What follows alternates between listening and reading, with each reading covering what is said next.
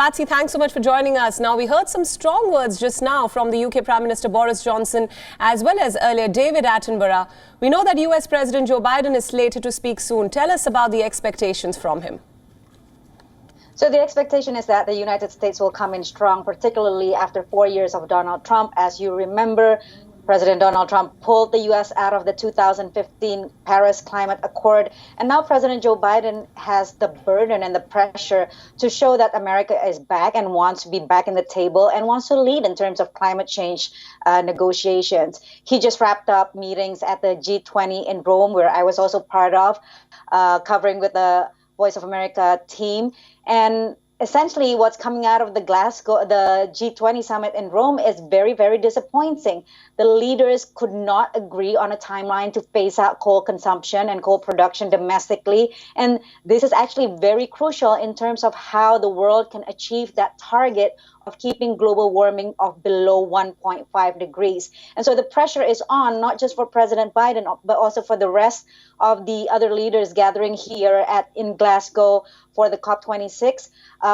Key contentious issues will be one of the things that also Prime Minister Narendra Modi is fighting for, which is climate justice. This is essentially the plea from developing nations to ask for commitments from developed nations, from rich nations, to support them in terms of climate financing, $100 billion per year at least, to help developing countries transition from coal and other fossil fuel towards a more renewable and more climate-friendly resources, as well as to mitigate climate change. Right. Patsy, now President Biden wrapped up his G20 summit in Rome by stating that alternative energies could not be created overnight. What do you think the US president's strategy will be when it comes to meeting criticism that the US isn't doing enough when it comes to climate change or climate action?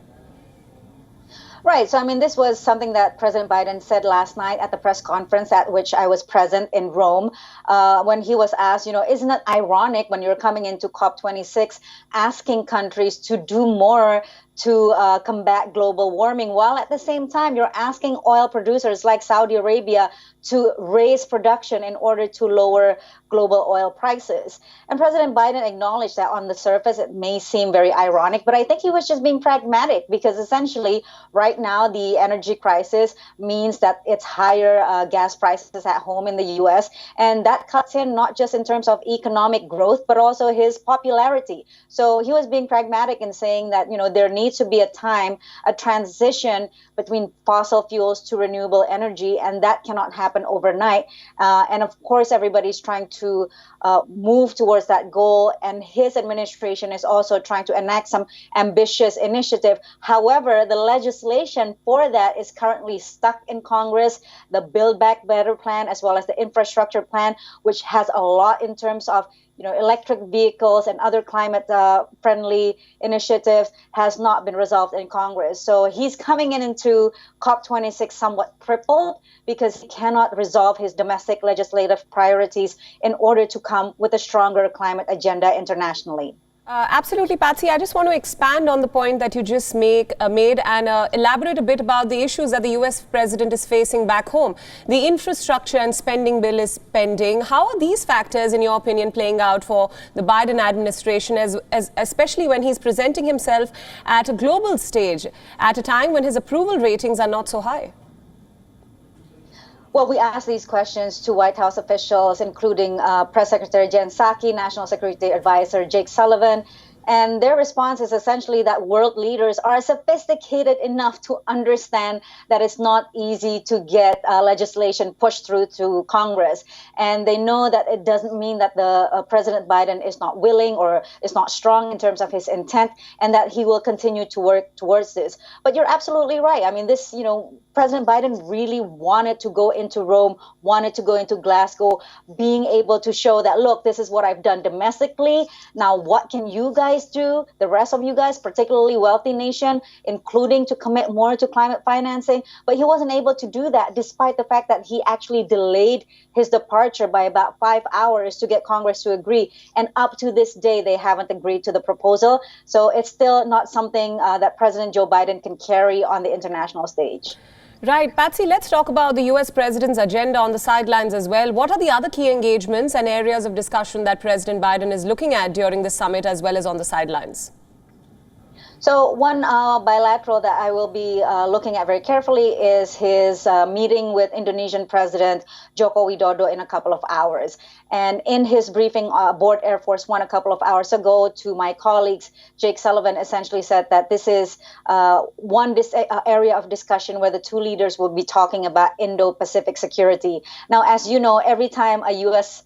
Senior administration official mentions the word Indo-Pacific, it essentially means containing China. It essentially means gathering all the allies and the partners in the region, including India, as you know, with the recent Quad summit that was held virtually, and as well as in person, in order to get like-minded countries, like-minded democracies to sit together and figure out how to best contain China's increasing military activities, both in the Taiwan Strait as well as the South China Sea, managing economic relations. So, you know, even though this is a meeting between President Joe Biden and the Indonesian president, but the issue of China will be forefront. This will be a very key issue as well for India as Indonesia heads towards becoming the next president of the G20 ahead of the Bali summit, G20 summit in 2022, because the Indonesian president is also pushing for the same thing that Prime Minister Narendra Modi is pushing, which is climate justice, which means basically more support, more money, more funding from wealthy nations to developing nations like India, like Indonesia, in order to achieve their climate action plans. Right. Patsy, we heard recently the Barbados Prime Minister talk about and make a very pointed remark about leaders who were missing. As we know, China and Russia are missing at both the crucial summits. How is all this going to play out in the United States? The US, of course, is a big stakeholder. Right. So President Biden last night mentioned that he was disappointed at the fact that essentially China and Russia didn't show up in terms of their climate commitments. I mean, neither of those leaders, Russian President Vladimir Putin and Chinese President Xi Jinping, they did not show up in person at the G20. They just, joined virtually through video link.